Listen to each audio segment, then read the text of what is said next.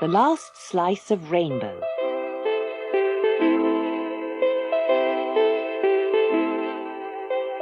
Jason walked home from school every day along the side of a steep grassy valley where harebells grew and sheep nibbled. As he walked, he always whistled. Jason could whistle more tunes than anybody else at school, and he could remember every tune that he'd ever heard. That was because he'd been born in a windmill, just at the moment when the wind changed from south to west. He could see the wind as it blew, and that's a thing not many people can do. He could see patterns in the stars, too, and hear the sea muttering charms as it crept up the beach. One day, as Jason walked home along the grassy path, he heard the west wind wailing and sighing. "Oh, woe, woe, oh, bother and blow, I've forgotten how it goes." "What have you forgotten, wind?" asked Jason, turning to look at the wind. It was all brown and blue and wavery, with splashes of gold. "My tune! I've forgotten my favourite tune, oh, woe and blow." "The one that goes like this?" said Jason, and he whistled.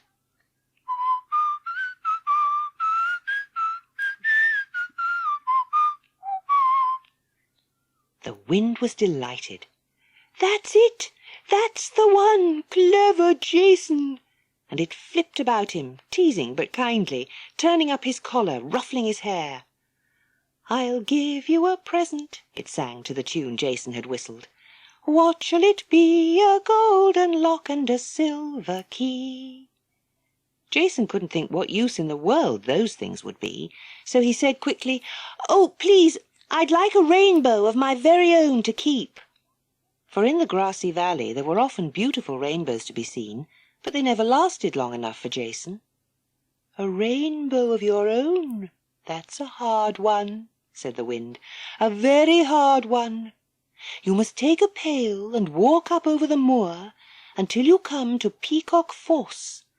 Catch a whole pailful of spray from the waterfall. That will take you a long time. But when you have the pail full to the brim, you may find somebody in it who might be willing to give you a rainbow."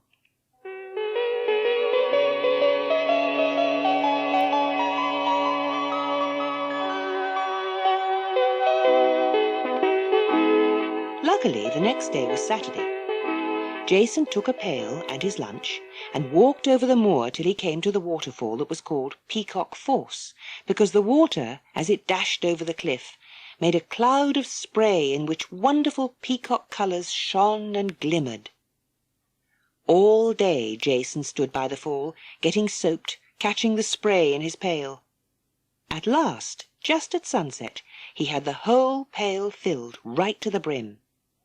And now, in the pail he saw something that swam swiftly round and round, something that glimmered in brilliant rainbow colours. It was a small fish. "Who are you?" said Jason. "I am the genius of the waterfall. Put me back. You have no right to keep me. Put me back, and I'll reward you with a gift." "Yes," said Jason quickly. "Yes, I'll put you back, and please may I have a rainbow of my very own to keep in my pocket?" Said the genius. "I'll give you a rainbow, but whether you will be able to keep it is another matter. Rainbows are not easy to keep. I'll be surprised if you can even carry it home. However, here you are." And the genius leapt out of Jason's pail in a high, soaring leap back into its waterfall, and as it did so, a rainbow poured out of the spray and into Jason's pail, following the course of the fish's leap. "Oh, how beautiful!" breathed Jason, and he took the rainbow from the pail, holding it in his two hands like a scarf, and gazed at its dazzling colours. Then he rolled it up carefully and put it in his pocket. He started walking home.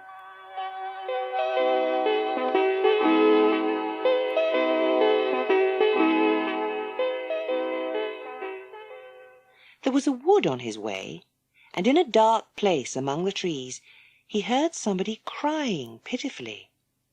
He went to see what was the matter and found a badger in a trap.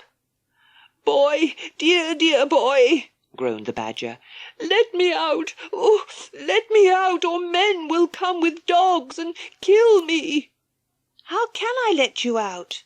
I'd be glad to, but the trap needs a key." "Push in the end of that rainbow I can see in your pocket. You'll be able to wedge open the trap." Sure enough, when Jason pushed the end of the rainbow between the jaws of the trap, they sprang open and the badger was able to clamber out. He made off at a lumbering trot before the men and dogs could come. "Thanks, thanks," he gasped over his shoulder. Then he was gone, down his hole. Jason rolled up the rainbow and put it back in his pocket, but a large piece had been torn off by the sharp teeth of the trap, and it blew away. On the edge of the wood was a little house where old Mrs. Widdows lived. She had a very sour nature. If children's balls bounced into her garden, she baked them in her oven until they turned to coal. Everything she ate was black: burnt toast, black tea, black pudding, black olives. She called to Jason, "Boy, will you give me a piece of that rainbow I see sticking out of your pocket? I'm very ill. The doctor says I need a rainbow pudding to make me better." Jason didn't much want to give Mrs. Widdows a piece of his rainbow, but she did look ill and poorly, so rather slowly he walked into her kitchen, where she cut off a large bit of the rainbow with a bread knife. Then she made a stiff batter with hot milk and flour and a pinch of salt, stirred in the piece of rainbow, and cooked the mixture. She let it get cold and cut it into slices and ate them with butter and sugar. Jason had a small slice too. It was delicious. "That's the best thing I've eaten for a year," said Mrs. Widdows.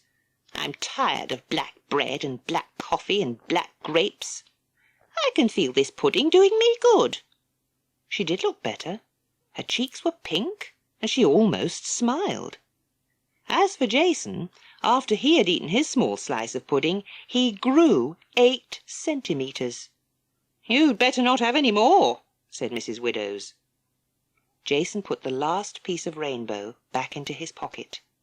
There wasn't a lot left now. As he drew near the windmill where he lived, his sister Tilly ran out to meet him. She tripped over a rock and fell, gashing her leg.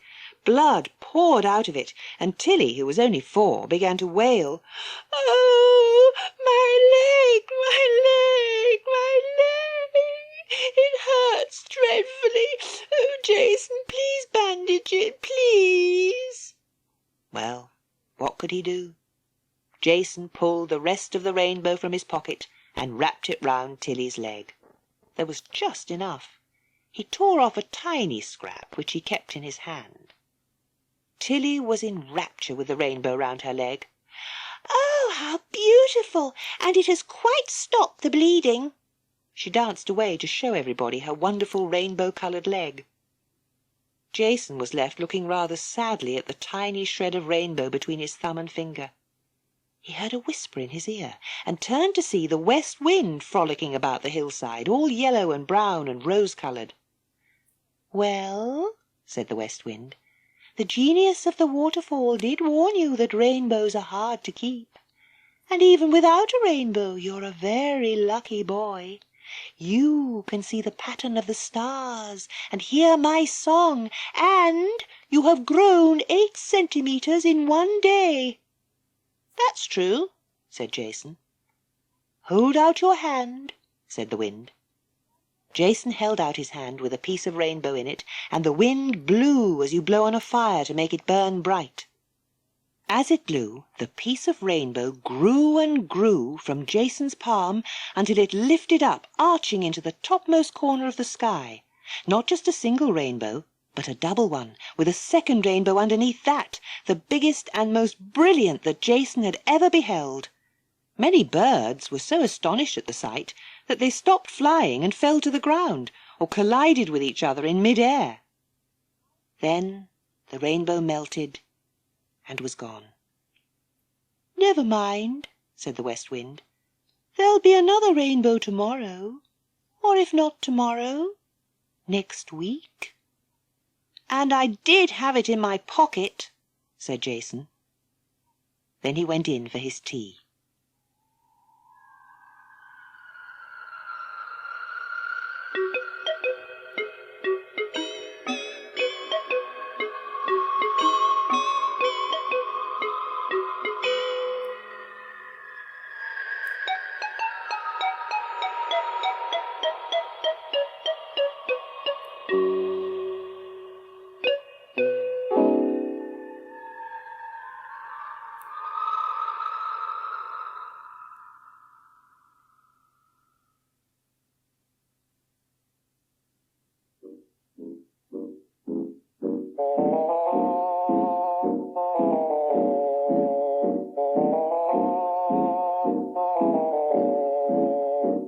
The Spider in the Bath.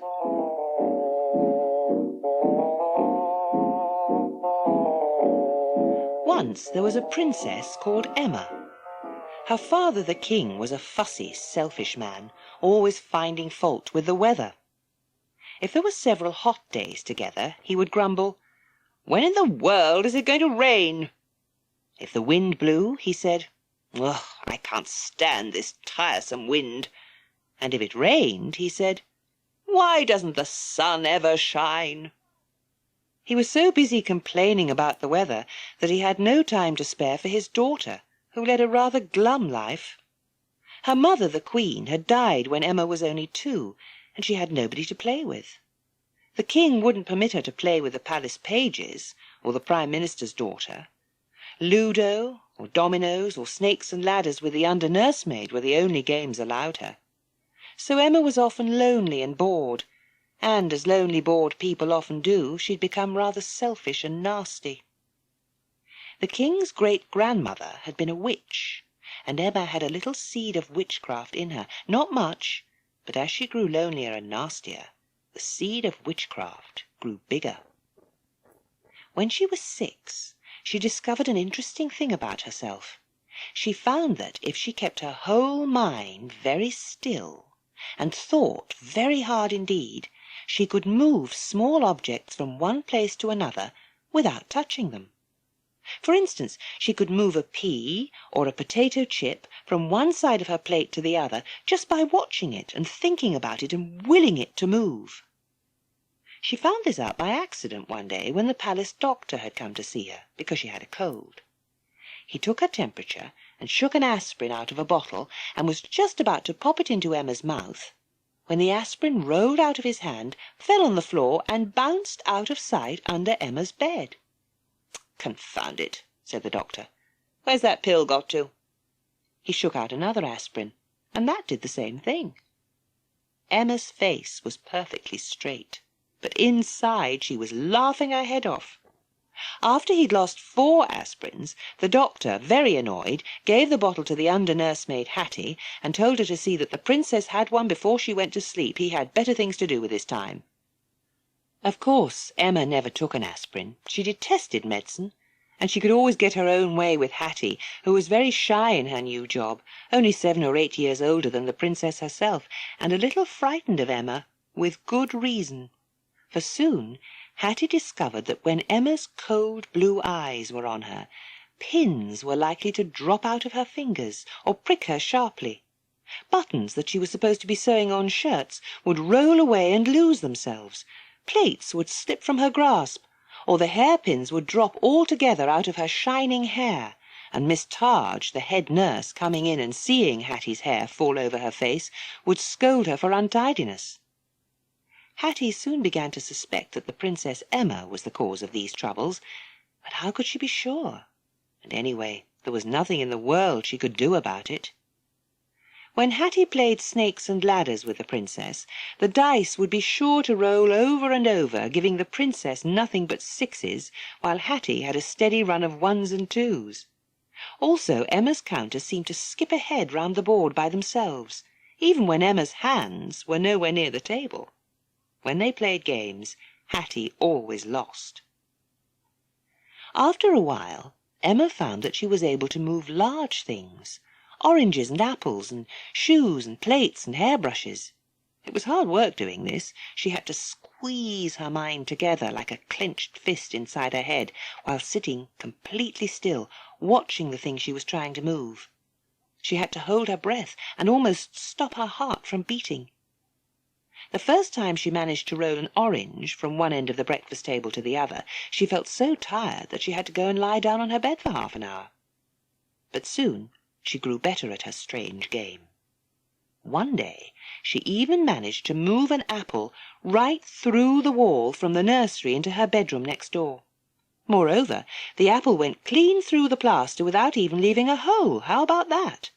Emma was so proud of what she had done that she wanted to dance round the room and shout. But there was nobody whom she could tell. The king, her father, would have said, "Quiet, please, Emma. Princesses shall be seen and not heard," and then gone on grumbling about the weather. Hattie would have been scared to death, and worried as well. The palace pages would snigger disbelievingly, and the head nurse, Miss Targe, would say, "That's quite enough of that, Your Highness. We don't want such goings-on in our nurseries. Now go and wash your hands." So Emma went on practising by herself, in secret. She moved a tooth out of her father's head just before he bit into a piece of toast. She moved Hattie's fur bonnet onto the fire one snowy afternoon, so the poor girl had to take Emma for a walk without it, and caught a nasty cold. Emma moved a rose bush into the middle of the palace lawn, greatly annoying the head gardener, who wondered for the rest of his life how it had happened. She moved a shoe from the hoof of one of the horses pulling the royal carriage, and a rolling pin from the cook's hand into the oven. Sometimes Emma's tricks went wrong. You know how, if somebody knocks your elbow when you're pouring milk into a cup, the milk splashes all over the table? If some sudden sight or sound startled Emma when she was concentrating on moving an object, the result was rather queer. The first time it happened was at lunch, when the footman set a dish of strawberries in front of the king. Emma fixed her mind on the dish, intending to move it just out of her father's reach, but a speck of dust on her nose made her sneeze, and instead of sliding away, the plate of berries shook and quivered and splintered and split up, so that suddenly, instead of just one dish, there were 100 identical blue bowls, each full of red strawberries, lined up before the king in 10 rows of 10. He was furious, of course. "Is this supposed to be some sort of joke?" he roared, and dismissed the cook, the butler, and all the footmen. Emma wasn't in the least sorry for the people who had been sacked, just interested in what had gone wrong with her magic. The same thing happened on a day when she was trying to move a narrow gold ring off Hattie's little finger. The ring had been left to Hattie by her mother when she died, and this annoyed Emma, whose own mother had left her nothing but a crown, which she wouldn't be allowed to wear until she grew up. But the ring, a child's ring, very tiny, was tight on Hattie's finger, and in struggling to shift it, Emma's mind must have lost its grip for a second. The result was 100 little gold rings glittering and clinking in the bathroom basin, which Hattie was doing her best to polish. "My goodness gracious, Your Highness!" Hattie exclaimed. "Wherever in the world did all these rings come from?" "Never mind where they came from. You'd better have them," said Emma crossly. "They are yours, in a way." "No, indeed they are not, Your Highness." And Hattie carried them to Miss Targe, who scolded her and whisked up the rings in her apron, saying they must have been left behind by a burglar. She took them to the palace security officer, who sold them and kept the money. Still, apart from a few accidents like these, Emma, by regular practice, became more and more skilful at moving objects. By the time she reached her teens, she was growing ambitious and wanted to move live creatures. Think of moving a tiger out of the royal zoo, or her father off his throne out into the middle of the palace lily pond. Emma found that moving live things was much harder work. She had to practice on very small creatures first, fruit flies and the ants that ran over the palace terrace. Even house flies were too large and fidgety. Bees, wasps and bumblebees were too big, and their buzzing gave Emma pins and needles in her mind. She still hadn't gone beyond ants, when one night, as she was getting ready for bed, she found a spider in her marble bath.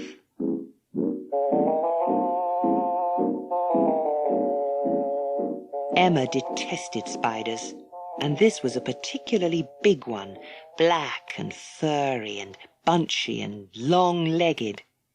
He kept very still indeed, but when he did move, when Emma's shadow fell across the bath, it was with such a sudden scurrying scuttle that Emma wouldn't have dared to touch him for anything in the world. She tried to move him with her mind, but he was much too big for that. "Hattie!" Emma called loudly. "Miss Targe! Hattie, come here quickly!" But Hattie was out, for it was her evening off, and Miss Targe was downstairs having her supper. Emma had to go to bed without taking a bath. Next morning the spider was still there. He seemed to have grown a bit bigger. "Hattie, take that spider out of the bath," said the princess, when the under-nursemaid came in to lay out Emma's clean clothes for the day. Hattie trembled a little. She was afraid of spiders too, but she carefully and gently wrapped the spider in a cloth of silver face towel and shook him out of the window onto the wisteria vine that grew outside. "Now give the bath a good scrub before I get into it," said Emma. At breakfast that day, among the mail, there was a letter from the Crown Prince of Pjoffinland asking for the Princess Emma's hand in marriage. The king snorted irritably over it. "Who does he think he is? A miserable little twopenny-halfpenny kingdom like Pjoffinland? The prince who marries my daughter must bring 100 gentlemen-at-arms, each one carrying a 1-kilo bag of diamonds. I certainly can't manage that in Pjoffinland." And he dictated a letter of refusal to his secretary. Emma was delighted to think that her father valued her so highly. She spent the day trying to move a wasp out of a jam jar, and finally managed to shift it into a pot of face cream. A month or so later, the spider was there in the bath again, and he seemed to have grown. To Emma's horrified eyes he appeared about as big as a plum. She tried again to shift him with her mind, but she couldn't. Hattie was downstairs doing a bit of ironing, and Miss Targe was having her supper, so again Emma went to bed without her bath. In the morning she ordered Hattie to kill the spider. "Oh, no, Your Highness, I couldn't." "Go on, don't be such a coward," said Emma crossly. "It's bad luck to kill spiders, Your Highness." In the end, Hattie, trembling like a leaf, wrapped the spider in a golden towel and carefully put him out of the window among the wisteria leaves. "Throw him down on the terrace," ordered the princess. "Otherwise he'll only find his way in again." But Hattie was too kind-hearted to do that, and Emma was secretly angry because Hattie had been brave enough to do something she couldn't do herself. A few months later, when Emma went to bed, the spider was back in the bath again, and now he was as big as a furry tennis ball with legs. "Get out, you horrible thing," said Emma, and she turned on the cold tap. The spider scurried to and fro in the bath as the water rose. His frantic movements frightened Emma, who thought he might jump right out of the bath. She turned the water off, switched off the light, shut and locked the bathroom door, and, without washing or brushing her teeth, jumped into bed, knocking over a glass of water on the bedside table. She hid her head under the covers, furious with the spider for having frightened her so. "In the morning I'm going to move him," she decided angrily. For that same day, at her practice, she had managed to move a canary chick and a small dormouse provided by the palace gardener. "If I can move a mouse, I can move a spider," thought Emma. "I'll show him who's master." So, next morning, when it was light and she felt braver, Emma put on her ermine dressing-gown and went into the bathroom, filled with determination. There sat the spider, and he had grown in the night. Now he was as big and hairy as a coconut. Emma heard Hattie come into her bedroom with an armful of clean clothes. "Now," she thought, "I must do it quickly." And she focused her mind on the spider like a gardener turning on a jet of hose water.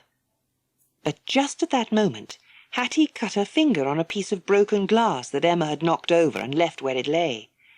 Hattie let out a sharp cry of pain, and Emma's mind was jolted off its track.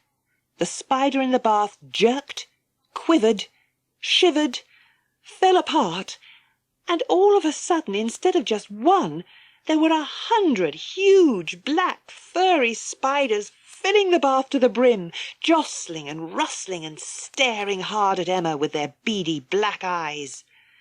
Emma let out a screech which brought Hattie running with a handkerchief bundled round her bleeding finger. Hattie herself was so horrified by the sight of what was in the bath that she could only gasp, "Oh, Your Highness!" "That was your fault," said Emma savagely. "So now you can get rid of them. Go on, that's an order." She was furious that she had failed to move the spider. Hattie, white as cotton wool, stepped towards the towel rail, but Emma shouted, "No, you are to take those spiders out of the bath with your hands. I don't want those spiders touching my towel. Go on, take them in your hands and drop them out of the window." "Oh, Your Highness, you wouldn't make me do that." "Wouldn't I just," said Emma. "Do it or you're fired, and I'll see that you get sent to jail for disobeying my orders." So Hattie, her teeth chattering with terror, crept to the bath and plunged her hands to the wrists into the heavy, furry mass of spiders. Her finger was still dripping blood. "Well, one good thing," thought Hattie. "They do say a cobweb's the best plaster to put on a cut." So that cheered her up a little. She picked up a double handful of spiders, all tangled together, and then, with her eyes shut, ran across to the window and dropped them out. Down they slid on thick silvery webs, and left her hands all coated in web too, like grey silk gloves. "Hurry up," said Emma. "Don't stop. Get rid of them all." To and fro, Hattie went, with armful after armful of spiders. By the time she'd carried 6 loads of the black, furry creatures, she found she didn't mind them quite so much, and presently she began to feel quite friendly towards them. After all, they were soft as thistledown, and they didn't bite or sting or even struggle, but just quietly let her carry them. Hattie, for her part, took tremendous care not to bruise them, or bend their legs, or bump them against each other, and she let each one glide gently down its own web onto the terrace below. There were exactly 100. As she let out the last one, "Oh, my goodness gracious!" cried Hattie. "Oh, my word! Your Highness, do come and look!" But Emma had flounced into the bathroom and was crossly brushing her teeth and didn't hear Hattie's cry of wonder. Down below on the terrace, instead of 100 spiders, there were 100 handsome young men, all bowing and smiling. One of them had a crown on his head and a knapsack on his back. The rest carried plastic bags of diamonds. They all gazed up admiringly at Hattie's pink cheeks, blue print dress, and shining golden hair. The one who wore the crown bowed particularly low and gave Hattie a specially warm smile. Even pinker than usual, she smiled shyly back. "Who in the world are you all?" she asked. "I am Prince Boris of Voltolidia," replied the crowned one. "I was on my way here last year to ask for the princess's hand in marriage when my horse had the ill luck to tread on a snake who was a witch in disguise, and she turned me into a spider. She told me I could only be changed back by somebody who was brave enough to pick me up with their bare hands and kind enough to give me a little of their blood." Hattie looked down at her bare hands, from which the silvery webs were peeling, and noticed with surprise that her cut finger was completely healed, although it had been quite a bad cut. "So," went on Prince Boris, "I am forever grateful to you, dear and beautiful girl, for rescuing me, and I should like to ask for your hand in marriage." "Oh," said Hattie, blushing even more, but I'm not the princess. I'm only her maid." "That," said the prince, "makes no difference at all. You are the lady for me. Will you ride back with me and be queen of Voltolidia?" "Oh, "Yes, thank you," said Hattie, for she'd fallen in love with him at first sight, as he had with her. So she pushed up the sash a bit farther, stepped out of the window, and slid down the silvery rope of spiders' webs, which was easily thick enough to support her. "Who are all these other young gentlemen?" she asked, looking round at the handsome young men with their bags of diamonds. "I have no idea," answered Prince Boris. "For some reason they all came and joined me in the bath." "We wish to be your followers," chorused the young men. "Certainly you may, if that is your wish," said the prince. "But you might as well leave all these diamonds here. We have enough diamonds in the mines of Voltolidia to keep the whole world supplied. I brought a bag to offer the princess, but what a disagreeable girl she is. I'm certainly glad that I was saved from marrying her." Boris and Hattie and all the followers jumped gaily off the palace terrace and hurried away to buy 101 horses to carry them back to Voltolidia, where they lived happily ever after. All that Princess Emma saw when she'd brushed her teeth and shouted angrily several times for Hattie to come and clean the bath was a wide open window. When she looked out, she noticed down below a great many bags of diamonds. No other prince ever came to ask for Emma's hand. Perhaps word had got around how disagreeable she was. She spent the rest of her life moving objects with her mind, larger and larger ones, until at last she was able to move whole cathedrals and power stations and icebergs and moderate-sized mountains. At first she found it quite an interesting hobby, but in the end she became bored with it, and used to sit for days and days at a time on her throne, for by then the king had died and she had become queen, doing nothing at all whatever.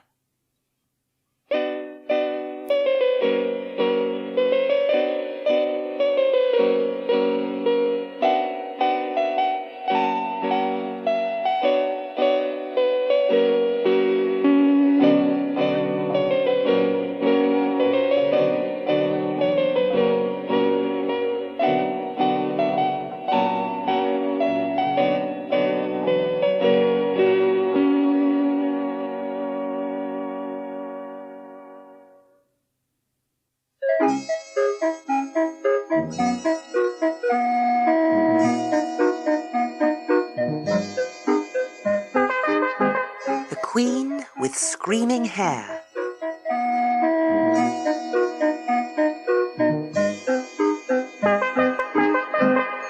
Christina's parents were the King and Queen of Laurustinea, an island 12 kilometres long by 5 kilometres wide.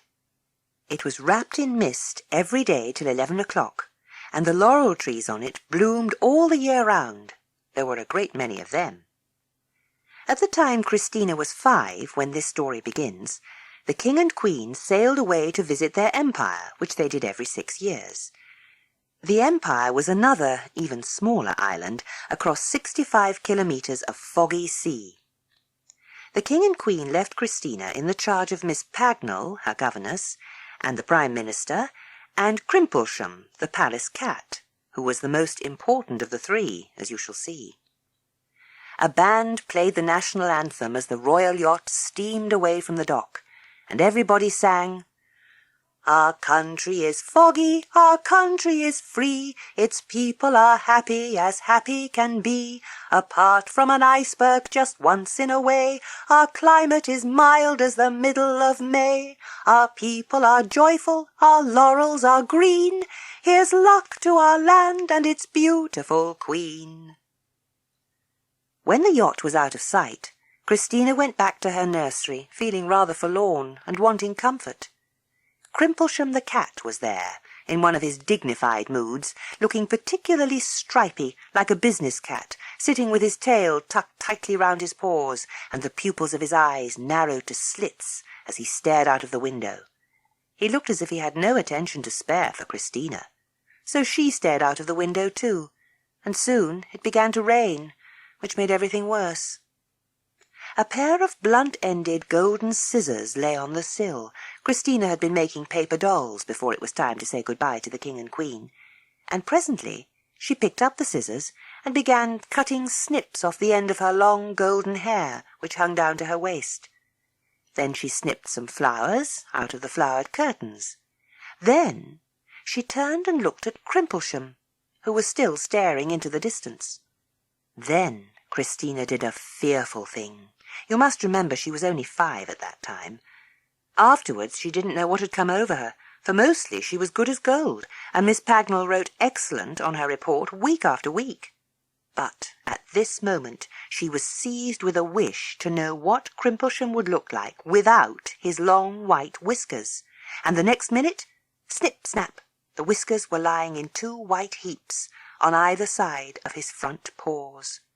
It happened so quickly that it took both the princess and Crimplesham a few seconds to realize that the whiskers were really off. Then Christina let out a little squawk of horror at what she had done, for it had been so horribly simple to take the whiskers off. But how was she ever going to get them back on again? As for Crimplesham, his eyes flashed like 2 arc lamps, and he began to grow. He grew until he was at least 5 meters high, and he roared at Christina, "You little numbskull! You little ninny! Look at what you've done! Now all kinds of terrible misfortunes will follow. Why in the name of all that's striped did you have to go and do that?" I don't know, faltered Christina. Something came over me. Why are you so huge? She added nervously. Who are you? She asked, hoping to get the conversation away from Whiskers. I'm your fairy godfather, Crimplesham said angrily, and I was supposed to look after you, but a fat lot of use I shall be without my whiskers. I shan't be able to do a thing until they've grown again, and that will take 9 times 9,000 hours. Meanwhile, I hope your own hair will teach you to have a bit more respect for other people's. And with that, he vanished up the chimney in a cloud of soot. Christina was dreadfully dismayed, and more so, when next minute all the golden hairs on her head began buzzing and sneering together in a cloud of tiny voices like the shrilling of mosquitoes. "Bad girl! Nasty princess to cut poor pussy's whiskers!" they screamed. "For shame! Oh, what a cruel thing to do!" And so on and so on. I'm sorry, poor Christina wept. I'm very sorry. I've said I'm sorry. But that didn't stop the voices at all. She pressed her hands to her ears and ran out into the rain, hoping to escape from them. But they came too. After that day, Christina heard the terrible little voices almost all the time. If she hadn't been a princess, they would have driven her mad. Sometimes she thought she was mad, for nobody else could hear them. She told Miss Pagnell about them. She told the Prime Minister. She told the palace doctor. "Nonsense, princess," they said. "You're just imagining things. There aren't any voices." But Christina could hear them all the time, sometimes muttering, "Come on, you're not really trying with those sums," or "Go on, say something rude to the Prime Minister. He can't answer back." Sometimes fairly screaming at her, "Eat up that piece of liver, pig! Stop pushing it about your plate!" Or, "Why don't you give your pony a taste of the stick?" Sometimes the voices gave her bad advice. Sometimes they scolded her. Sometimes they just teased. "Think you're pretty? Well, you're not. Just fat and plain." 100,000 times she wished for old Crimplesham, even at his crossest and most dignified. 1,000 times she wept when she remembered that 9 times 9,000 hours for his whiskers to grow again. Over 9 years, that would be. It was no use cutting off her own hair. She did try that, and earned a fearful scolding from Miss Pagnell, who came in and found the princess snipped as bald as an egg. But in 2 hours, all the hair grew back, screaming louder than ever. "Tee-hee! Thought you got rid of us, but you didn't, and you never will." Then a terrible thing happened. News came that the royal yacht had run into an iceberg. All of its crew, together with the king and queen, were lost. And so poor Christina had to be crowned queen, with a little silver crown made specially, since the coronation crown was far too big for her head. And while the crown was being set on her head by the Archbishop of Lauristinea, Christina could hear 100 little hair voices crying spitefully, "Now she's queen, she'd better behave herself. Bet she doesn't. Let's wait and see.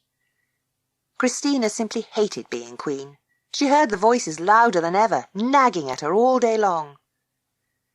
About a year after she was crowned, however, she discovered a useful thing. The voices would pause in their nagging and teasing if she recited poetry, or if she sang songs or played the piano, which Miss Pagnell was teaching her. So, as you may imagine, Christina learned dozens and dozens of poems and songs. She practiced on her piano for hours on end. And when she was busy doing royal jobs, signing endless documents or sitting on the throne being polite to foreign ambassadors, inside her head she might be saying a poem to herself, or following the pattern of some lovely tune. And in this way she could from time to time win herself a rest from the pestering voices. Since music was such a help in keeping the voices at bay, Christina liked to hear any musicians who came to the island. When she was about 13, a young violinist who was famous all over the world came to Laurestinia. It was said that when he played, even the birds stopped chirping to listen. His name was Joan Aiken. Christina sent a message to him asking if he could come and play to her in private. Of course he said yes, but it was soon plain that he had never played to a queen before. He was so nervous that his hands shook and he broke a string while he was tuning his fiddle. "Oh, your Majesty, I am so sorry," he stammered. "I'm afraid that now I shan't be able to play after all." "Haven't you a spare string?" asked Christina. "I make my own. No other strings are strong enough for my music," he said, "and I just used up my last spare." Bitterly disappointed, for she'd been looking forward so much to hearing him play, Christina said shyly, "I don't suppose one of my hairs would do." The young musician seemed doubtful, and all the hairs on Christina's head shrieked teasingly, "Hark at her! Thinks she's so clever." But Christina pulled a long gold strand out of her head. "That's one less at all events," she thought, and Joan Aiken wound it into place on his fiddle. Lo and behold, it sounded as well as the other strings, and he was able to play the most beautiful music, better than any she'd ever heard. And, either because of the music or from surprise, the peevish, teasing voices were silent for 8 whole hours after. Christina was able to sleep right through the night without their spiteful buzz breaking up her dreams, a thing that had not happened since her parents went away. Next day she sent for the musician to say goodbye. "Where are you going next?" said she. "I'm going to travel round the world, Your Majesty," he replied, "but I hope I shall see you again some day." "I hope so too," said Christina, and she gave him her hand to kiss. Oddly enough, when he kissed her hand, he too was able to hear the voices of her hair, all shouting louder and shriller and more spitefully because of their night's silence. "Oh, you poor little Majesty!" he exclaimed in horror. "Hark at your hair! How can you bear it?" "I bear it because I have to," said Christina, and she pulled out 10 more hairs to give him for a keepsake. Then she watched out of the window as his ship sailed away. After that she went into the garden, for it was still early, before breakfast, while every hair on her head shrieked and yammered and clamoured, "You'll never find anyone else who can hear us, don't think it, and he's gone for good." But Christina made up a little song to one of the tunes that Johan had played, and she sang it as she walked along. "Poor Queen Christina with screaming hair, her life is full of grief and pain. She'd cut off her hair, but she doesn't dare, for she knows it would only grow again." The hares stopped their buzzing to listen to her song, and began when she stopped. So then she sang the national anthem. "Our country is foggy, our country is free, its people are happy as happy can be." And she walked on through the fog and the laurel trees, singing so hard that without noticing it, she left the garden and entered a region where she had never been. This was called the backward area, and the people who lived there were called the backward people, not because they were stupid, but because their feet were turned backwards on their ankles. Also, Their skin was blue, and because of these things everybody despised them. They lived in the swamp because no one else wanted to, and because they had nowhere else. They were rather bad-tempered. Christina wasn't supposed to enter the area, but she found herself in the middle of the swamp before she realized where she'd got to. A group of backward people came clustering round her, and they looked quite frightening with their blue faces and reversed feet and disagreeable expressions. "What are you doing here?" they all shouted rudely. "You aren't supposed to come here, and we ain't as happy as can be. Queens aren't wanted in our swamp. Beat it before we kick you out with our backward feet. Get back to your own quarters." But Christina, looking round, could only feel terribly sorry for them, living in such a damp, dismal place without any pleasures, and she cried, "Oh, I believe that if I were to pull some of my hair out, you could weave it into mats to lay over the swamp. Yes, look, it works. And you could twist hair into ropes to make swings and hammocks and skipping ropes and butterfly nets and kite strings and lots of other useful things. Look, look." While she spoke, she was pulling out her long golden hair in handfuls, despite its shrieks of fury, and the backward people, catching on quick as lightning, wove the hair into thick, strong, buoyant golden mats, which they laid over the swamp so that what had been a damp, dismal bog was transformed into a beautiful pleasure garden with golden-roped hammocks and swings dangling from the great green laurel trees. And the backward people were so happy that they knelt all round Christina on the golden mats with their feet sticking up backwards and cried, we love you, dear Queen Christina." She'd pulled out every strand of her hair in her wish to help the backward people, but now it all began to grow again like mustard and cress, and it hissed as it grew, "You think you're clever, don't you? But just wait till the Prime Minister hears where you've been, and then you'll catch it." The backward people heard the spiteful, angry voices of the hair, and they cried out sorrowfully, "Oh, you poor little queen! How can you bear to have hair like that?" "I bear it because I must," said Christina, and she kissed them all goodbye and returned to the palace. There, as it happened, she did not find herself in trouble, for a wild bull had escaped and was rushing through the streets of the capital city, terrifying everybody. Christina quickly pulled out a handful of hairs, which by this time had grown to waist-length again, and she plaited them into a string, and with this the bull was easily lassoed and led back to its shed.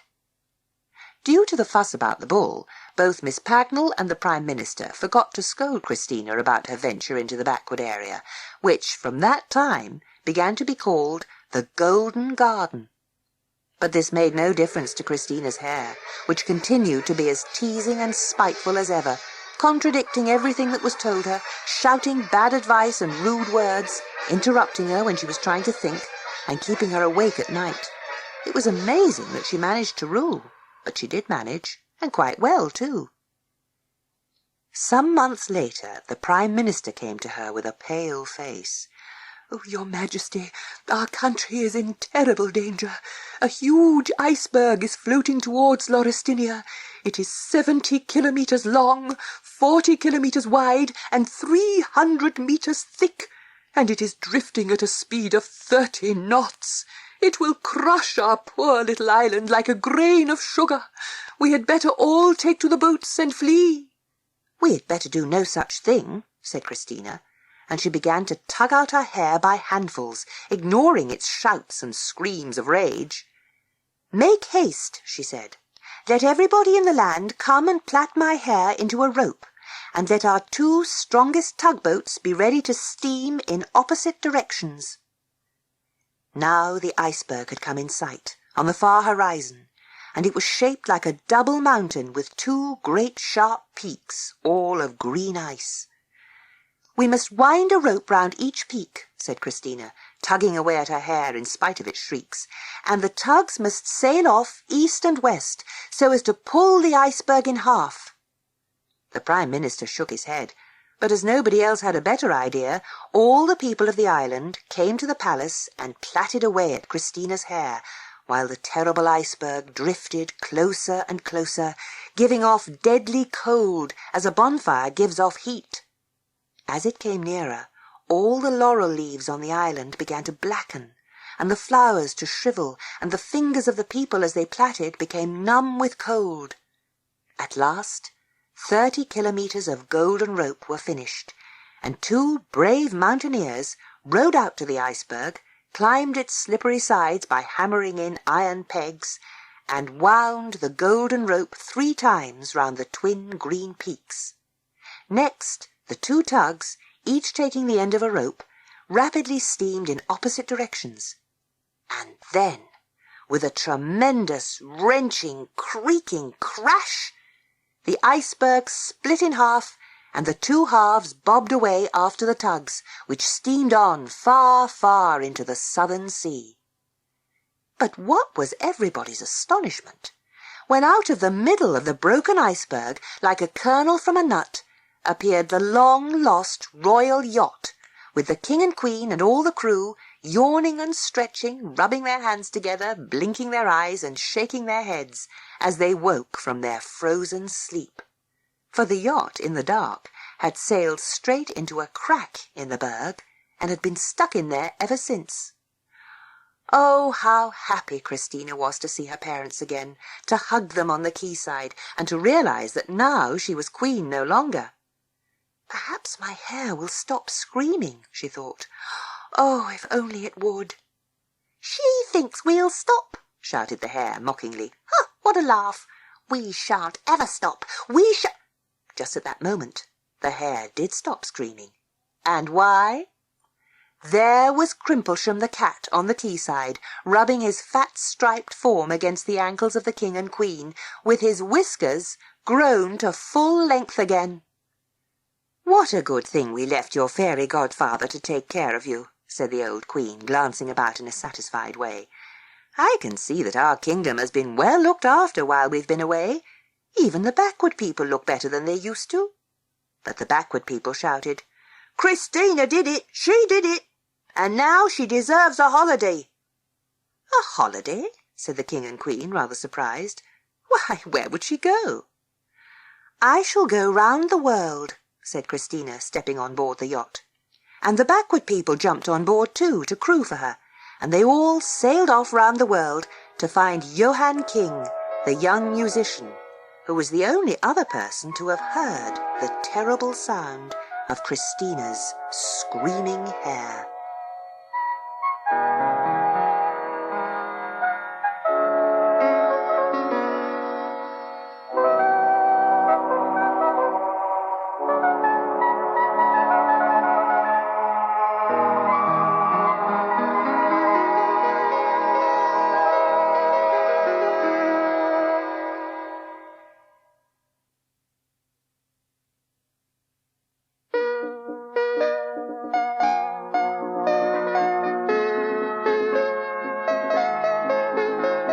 A leaf in the shape of a key.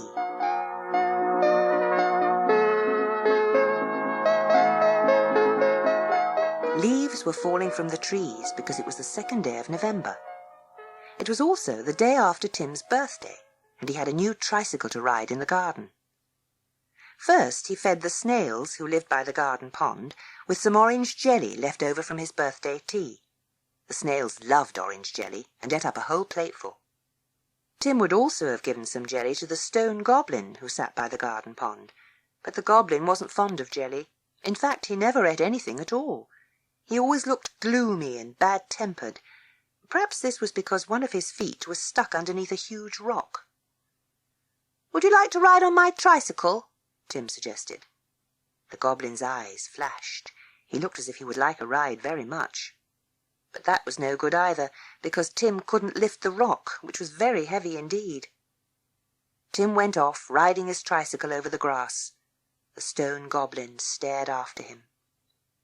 Leaves were fluttering down all over the lawn, and because there'd been a frost the night before, the grass was all crunchy with white frost crystals.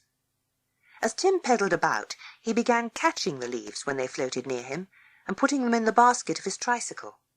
He caught a red leaf, a yellow leaf, a brown leaf, a pale green leaf, a dark green leaf, and a silvery leaf. Then he caught another red leaf, 2 more brown leaves, and 2 more yellow leaves. Then he caught a great green leaf the shape of a hand. Presently his basket was almost filled up with leaves. He pedalled back to the pond and showed all his leaves to the snails and the stone goblin. "Look, I've caught 12 leaves." Now the goblin began to pay attention. "If you have caught 12 leaves, all different," he said, "that's magic."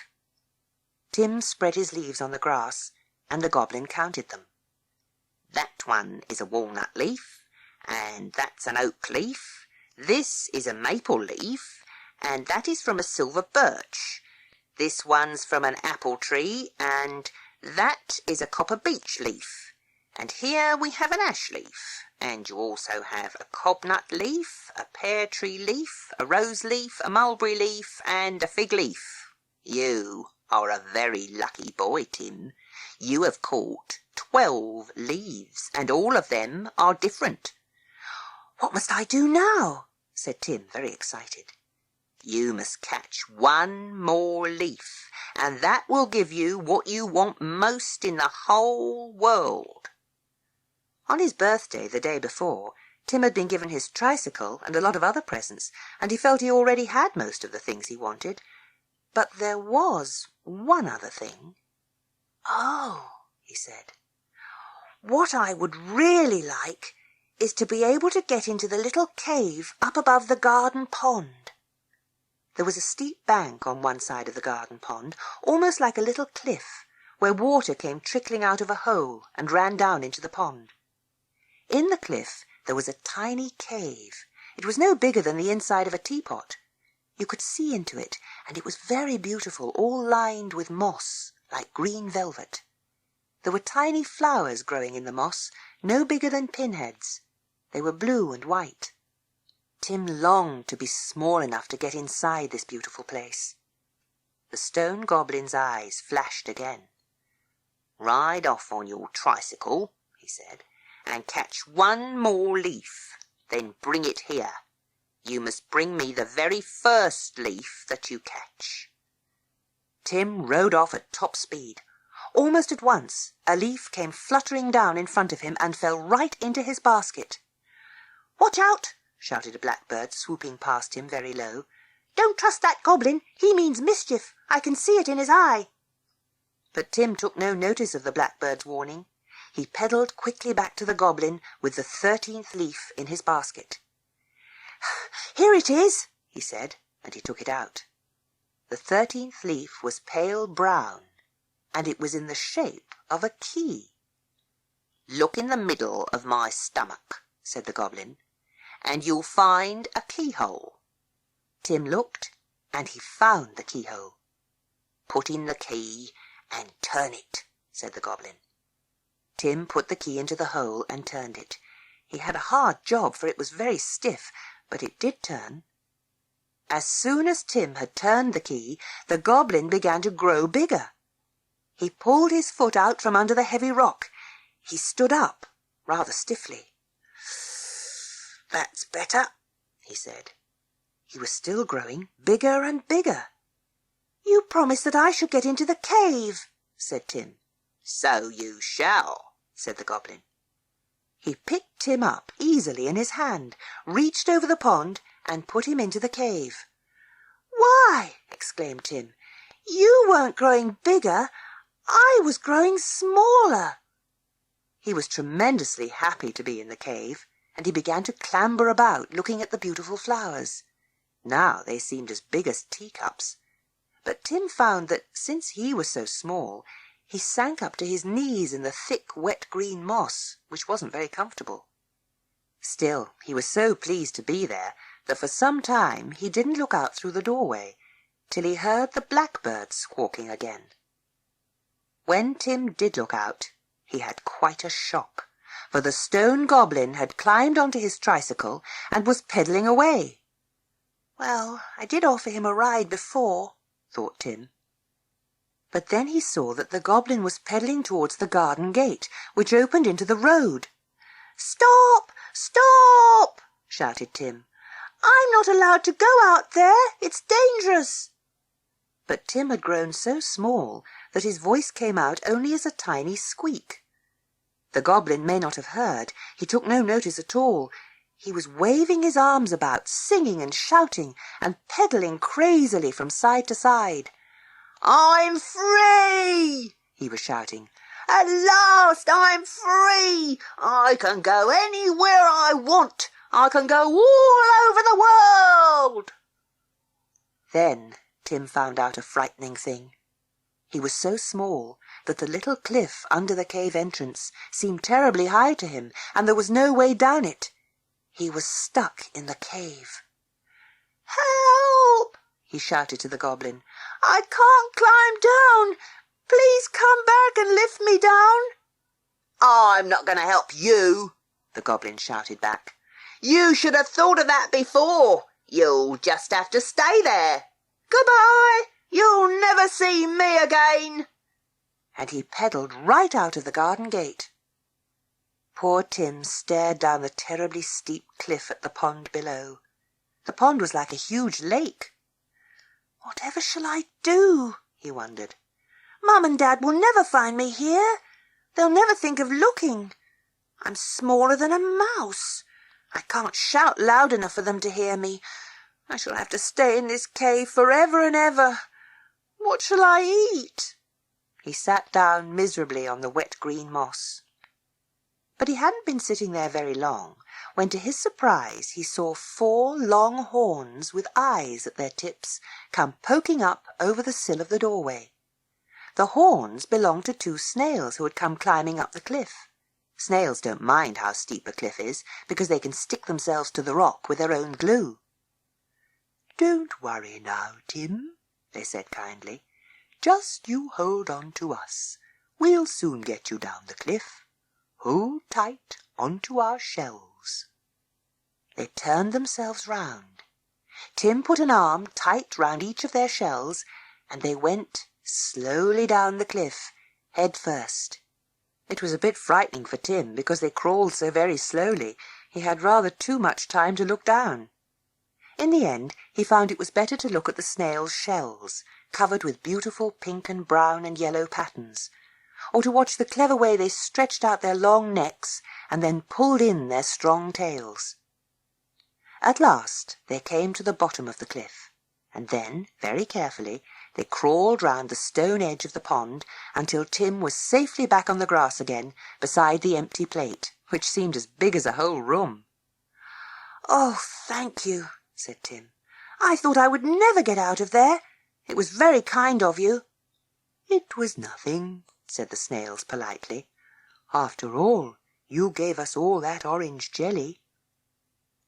Tim was safely out of the cave, but he was still tiny, much smaller than a mouse, and he didn't know what to do about that. And the stone goblin had gone off with his tricycle. But just at that moment he heard a tremendous crash in the road beyond the hedge, and at that very same moment Tim grew back to his right size again. 5 minutes later Tim's father came into the garden, looking both angry and puzzled. He was carrying Tim's tricycle. "Tim, how did this get into the road?" he said. "I found it up by the crossroads. The front wheel's bent. Some car must have run into it, and there are bits of broken stone all over the street. Have you been riding out there? You know you're not allowed to do that."